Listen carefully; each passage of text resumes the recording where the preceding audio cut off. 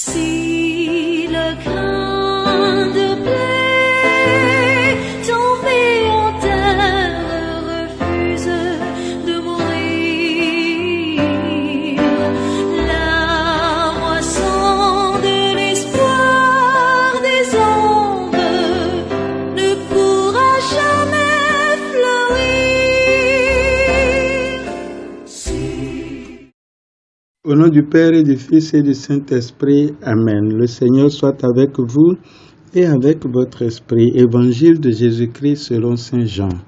En ce temps-là, il y avait quelques Grecs parmi ceux qui étaient montés à Jérusalem pour adorer Dieu pendant la fête de Pâques. Ils abordèrent Philippe, qui était de Bethsaïde en Galilée, et lui firent cette demande. Nous voudrions voir Jésus. Philippe va le dire à André et tous deux vont le dire à Jésus. Alors Jésus leur déclara, « L'heure est venue où le Fils de l'homme doit être glorifié. Amen, amen, je vous le dis, si le grain de blé tombé en terre ne meurt pas, il reste seul. Mais s'il meurt, il porte beaucoup de fruits. Qui aime sa vie la perdra et qui s'en détache en ce monde la gardera pour la vie éternelle. Si quelqu'un veut me servir, qu'il me suive, et là où moi je suis, là aussi sera mon serviteur.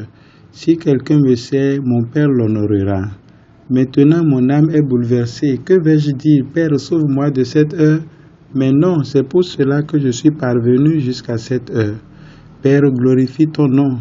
Alors, du ciel vint une voix qui disait, je l'ai glorifié et je le glorifierai encore.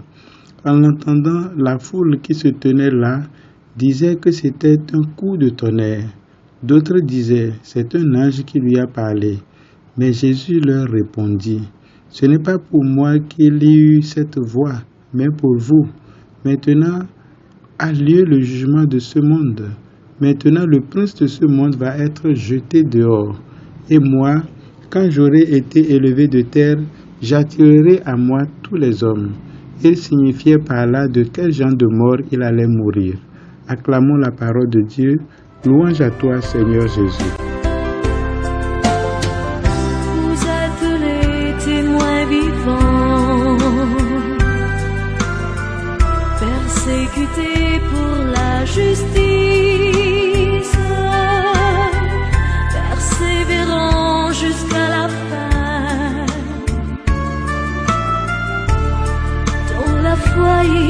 Dans l'amour. Ô Seigneur, envoie ton esprit et tout sera créé et tu renouvelleras la face de la terre. Viens Esprit Saint, envoie-nous du ciel un rayon de ta lumière. Viens Père des pauvres, viens dispensateur des dons, consolateur souverain, hôte très doux de nos âmes, viens lumière de nos cœurs. Frères et sœurs, Dieu nous propose par la bouche du prophète Jérémie une alliance nouvelle. Les clauses de cette alliance sont les suivantes. Dieu mettra sa loi dans les cœurs et pardonnera les fautes, tandis que le peuple reconnaîtra le Seigneur comme son Dieu et apprendra à le connaître.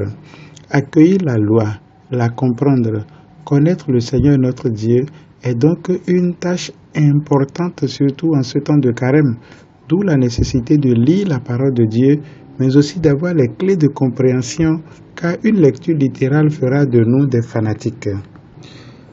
Il faut retenir que les infidélités du peuple à cette alliance ne lassent pas le Seigneur notre Dieu. Il renouvelle continuellement son alliance. Il la sort du livre pour l'inscrire dans les cœurs.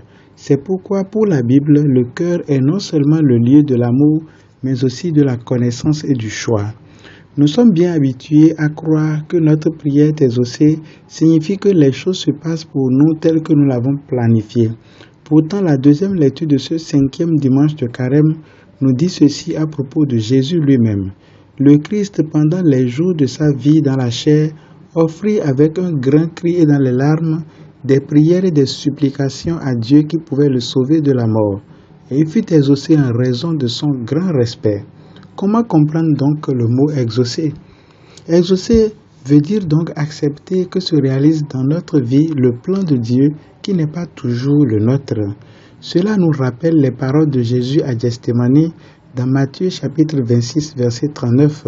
« Mon Dieu, s'il est possible que cette coupe passe loin de moi, cependant, non pas comme moi je veux, mais comme toi tu veux. » C'est le même thème qui est abordé dans la dernière partie de notre évangile de ce jour où Jésus affirme « Maintenant, mon âme est bouleversée.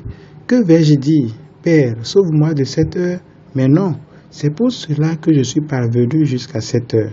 Père, glorifie ton nom. » Jésus a exprimé son désir, mais il s'est soumis à la volonté du Père. C'est bien ce que nous disons dans la prière du Notre Père. Alors, la question que nous devons nous poser en cette deuxième partie du temps de carême de cette année est « Que veut le Seigneur de chacun de nous ?» Dimanche dernier, Nicodème est allé de nuit voir Jésus. Aujourd'hui, ce sont les Grecs qui cherchent à le voir. Il passe par Philippe qui à son tour se fait accompagner par André. Il faut que nous apprenions qu'avec le don de l'Esprit Saint, nous n'avons plus besoin d'intermédiaires. Nous avons accès au Christ directement. Juifs, Grecs, esclaves, hommes libres, riches, pauvres, nous sommes appelés au salut en Jésus-Christ, salut dans lequel nous entrons par la foi. Pour cela, Jésus ne s'adresse pas seulement à Philippe, André ou aux Grecs, mais à toute la foule et à chacun de nous aujourd'hui. Ainsi, quelles que soient nos origines, qui aime sa vie la perdra, qui veut servir le Seigneur doit le suivre. Le suivre à travers le chemin de la soumission à la volonté de Dieu, c'est la manière de rester attaché à Dieu. C'est le remède contre les assauts du prince de ce monde jeté dehors qui fait des ravages. Par sa passion et sa résurrection, le Christ donne à tous les peuples la possibilité d'échapper à l'emprise de Satan. Ainsi, le salut nous a été proposé à nous tous, quoique nous demeurions libres d'y adhérer ou pas. C'est en cela que consiste le jugement, mes frères et sœurs. Il n'y a donc pas une force extérieure qui va nous juger. Nous sommes jugés par nos actes. Le serpent de bronze de Moïse a été hissé pour tous, mais seuls sont sauvés ceux qui lèvent la tête et la regardent. De même, le Christ est mort sur la croix pour le genre humain, mais seuls en bénéficient ceux qui croient en lui. Prions. Que ta grâce nous obtienne, Seigneur, d'imiter avec joie la charité du Christ qui a donné sa vie par amour pour le monde. Lui qui vit règne avec toi et le Saint-Esprit, Dieu pour les siècles des siècles. Amen. Que la bénédiction de Dieu repose sur vous au nom du Père et du Fils et du Saint-Esprit. Amen.